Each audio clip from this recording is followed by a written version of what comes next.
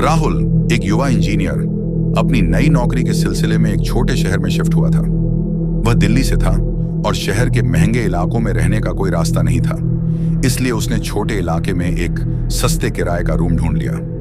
यह कमरा एक पुराने घर के ऊपरी तल पर था, जिसे अब कुछ सालों से कोई नहीं ले रहा था।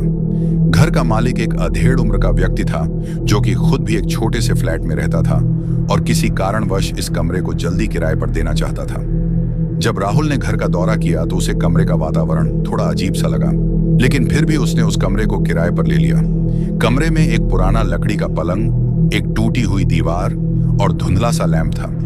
कमरे की खिड़की से बाहर का दृश्य भी बहुत कच्चा था, बस दूसरी इमारतें और कुछ पेड़ दिखते थे। हालांकि राहुल ने इसे नजरअंदाज किया और वहां रहने का फैसला किया। पहला अजीब अनुभव। पहली रात जब राहुल सोने जा रहा था तो अचानक कमरे में कुछ अजीब सी आवाजें आईं, जैसे कोई हल्के हल्के कदम रख रहा हो।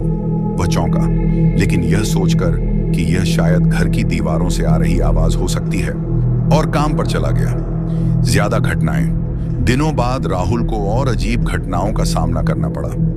रात में जब वह सोने जाता तो कभी कभी उसकी चादर खुद ब खुद खींच ली जाती, कभी कभी कमरा ठंडा हो जाता और उसकी सांसें धीमी हो जाती। एक रात उसने देखा कि कमरे के कोने में कोई काली छाया खड़ी थी। वह डर से कांपते हुए उठ बैठा, लेकिन वह छाया गायब हो चुकी थी।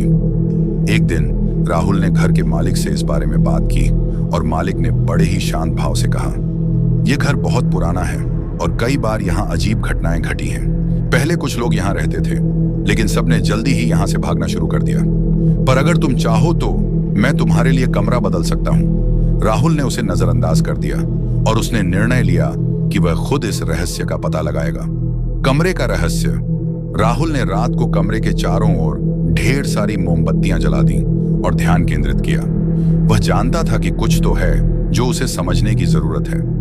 जैसे ही वह ध्यान की मुद्रा में बैठा, कमरे का माहौल अचानक और भी भारी हो गया और फिर एक डरावनी सी आवाज आई, तुम नहीं बचोगे, तुम हमें भूल नहीं सकते।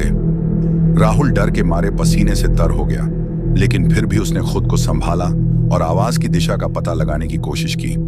आवाज कमरे के एक कोने से आ रही थी। उसने उस कोने में जाकर देखा तो वहां एक पुरानी सी संदूक थी। संदूक को खोलते ही उसे अंदर कुछ पुराने पत्र मिले, जिनमें एक कहानी थी। पत्रों में लिखा था कि पहले इस घर में एक परिवार रहता था, जो रात रात भर इस कमरे में किसी अनजान ताकत के द्वारा परेशान किया जाता था। परिवार का एक सदस्य, जो बहुत ही परेशान था, उसने इस कमरे में आत्महत्या कर ली थी। उसकी आत्मा अब भी कमरे में भटक रही थी और जो भी यहाँ आता उसे अपनी गिरफ्त में ले लेती। राहुल ने यह पत्र पढ़ा और तभी अचानक कमरे में एक भयंकर चीख सुनाई दी। उसकी आंखों के सामने कमरे के कोने से एक कटा फटा चेहरा बाहर आया। यह वही आत्मा थी जो सालों से कमरे में बंद थी। राहुल ने फौरन कमरे से बाहर निकलने की कोशिश की, लेकिन दरवाजा बंद था। दरवाजे के पास एक पुरानी तस्वीर लटक रही थी, जिसमें उसी आत्मा का चेहरा था। राहुल ने जितनी जोर से दरवाजा खटखटाया, उतनी ही जोर से वह आत्मा और करीब आती गई। अचानक एक तेज झटका हुआ और दरवाजा खुला। राहुल ने बिना देखे भागते हुए बाहर निकलने में कामयाबी पाई और उसने फैसला किया कि वह इस घर से कभी वापस नहीं लौटेगा। घर के मालिक ने बाद में राहुल से कहा, वह आत्मा अब शांत है, लेकिन तुम्हारी कहानी हर आने वाले किराएदार को सुनानी पड़ेगी। अगर आपको हमारी वीडियो अच्छी लगी तो हमारे चैनल को सब्सक्राइब और लाइक कर देना। ऐसी वीडियो मैं आपके लिए लाता रहूंगा। धन्यवाद।